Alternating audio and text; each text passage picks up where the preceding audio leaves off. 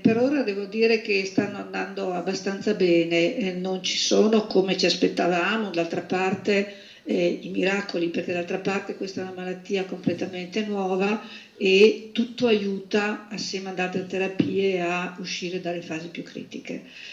Però abbiamo avuto dei buoni risultati, per alcuni pazienti ottimi risultati, tanto che sono stati dimessi dalla terapia subintensiva e affidati al reparto di degenza normale altri si sono stabilizzati per alcuni che sono quelli pazienti un pochino più critici stiamo pensando di fare un secondo ciclo di terapia. Una terapia semplice e più storica, spiega la dottoressa De Silvestro. Il sangue viene prelevato da un separatore cellulare che raccoglie il plasma. L'operazione si chiama feresi, dura circa mezz'ora e richiede 2-3 donatori per paziente. Ci si basa sul presupposto che tutte le persone che guariscono da una malattia infettiva guariscono anche grazie al fatto che il proprio sistema immunitario risponde producendo degli anticorpi. Andando a prelevare il plasma di soggetti che sono guariti da Covid-19, anche questi soggetti contengono anticorpi e questi anticorpi somministrati ai pazienti in fase critica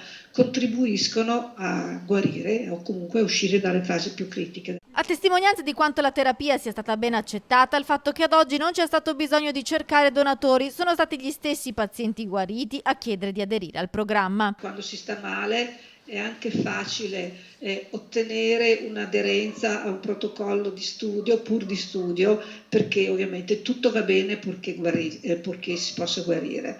E l'aspetto più interessante, devo dire, è che i donatori non abbiamo dovuto cercarli per nulla, ma hanno aderito loro spontaneamente a questo progetto. Nelle prossime settimane si continuerà a raccogliere e conservare il plasma così da essere pronti a eseguire nuove terapie nella fase della convivenza col virus. Tutti possono donare plasma purché ci sia stata accertata, una diagnosi di malattia, anche se è una malattia con pochi sintomi.